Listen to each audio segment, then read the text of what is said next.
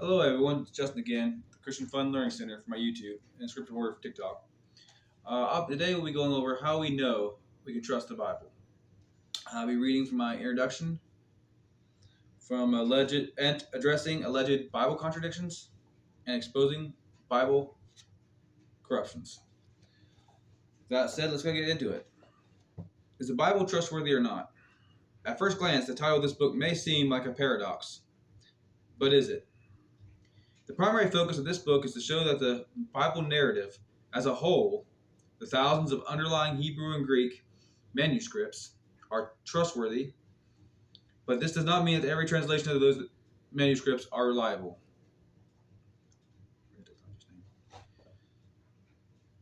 The Bible is an amazing book. It is the best-selling book. It is the most hated book. It was written by 40 or more authors over a course of over 1,500 years. Why should you trust the Bible, however? After all, it does contain hard to believe, for some at least, accounts of talking snakes, a man being swallowed by a whale, Jesus walking on water, people being raised back to life, etc. With such fantastical tales of miraculous proportions, the Bible better give us some good reasons to trust it. Well, in my last book, I gave 300 such reasons as to why you should trust the Bible. Believe that God exists, and believe that the earth is young. This book is part 2 in the hopefully 3-part series. For the intro of this book, I will be giving you 5 reasons you can trust Scripture. Reason number 1. 1. Available manuscript evidence. I didn't have the word reason in there, but 1. Available manuscript evidence. The first reason that I would like to give as to why you should trust the Bible is because it has more manuscripts that are written more closely to the originals than any other ancient text. Consider the following examples. The order is title, number of manuscripts, when it was originally written, and earliest copy. Originally written, earliest copy. Caesar Gallic Wars, 251, 100 to 40 BC, 9th century. So that's Caesar Gallic Wars, 251 manuscripts we have. Those were originally written 100 to 40 BC, before Christ, and the earliest copy is the 9th century AD. So that's like over 900 years space between the copy and the original. Plato Tetralogies. I may have butchered that pronunciation. Number of manuscripts, 210. Originally written, 400 BC. 895 AD is the earliest copy. So again, a huge span of time. Earliest history, 109 is the number of manuscripts we have. 480 to 425 BC is originally written. It was written in the 10th century. Let's see here. What about the Greek New Testament? We have 5,795 manuscripts. It just blows those other number of manuscripts out of the water. It was written 50 to 100 AD. So 50 to 100 AD. That's when it was originally written. And the earliest copy, 130 AD. So we have the earliest copies within within, 30 to 80 years of the originals. So very small span of time, relatively speaking. The second reason you can trust the Bible is textual agreement and scribal accuracy. Another remarkable thing about the Bible is that the supporting manuscript evidence lines up with amazing accuracy. According to the Identity of the New Testament Text by Wilbur Pickering, 100% of the manuscript agreed as to say half the time, 50% of the text. 99% agreed to the other 99% agreed to as to another 40%.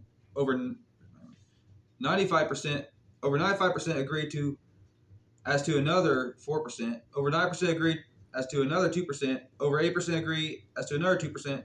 Only for 2% or so of the text do less than 8% of the manuscripts agree. And most of those cases occur in Revelation. The scribes who wrote the Bible were exceeding careful in creating the manuscripts. They were not permitted to write any letter or word from their memory, and they had to read aloud and pronounce the words that they were writing. If there was even one mistake on the sheet, it was condemned. If three errors were found, the whole manuscript was denounced. The manuscript was destroyed if one letter touched another. The manuscript was destroyed if one letter touched another, or if there was an absent or extra letter. The third reason we know we can trust the Bible is Bible prophecy. In my last book, Overwhelming Case for the Christian Worldview, I list only dozens out of hundreds of messianic prophecies that Jesus has fulfilled. According to the book Science Speaks by Peter Stoner and Robert Newman, the odds of someone fulfilling just 8 prophecies is 1 in, I don't know if it's a really big number. It's a 1 followed by a bunch of zeros, or 1 in 10 to the 17th power. To get an idea of what that would be like, to imagine Texas being covered in 2 feet of silver dollars. Mark one of them and blindfold someone. Tell them they can go anywhere in Texas, but must pick just one silver dollar. This would be a chance of that one person getting that one silver dollar on his first try. Of course, someone may claim that the New Testament writers knew the Old Testament prophecies and made of the fact that Jesus fulfilled them. The problem with that is the apostles had no motivation to do so. They were persecuted and put to death for their belief in Jesus. Why would they go through all that if it wasn't true? It's scientific accuracy. It's point number 4 to why you can trust the Bible.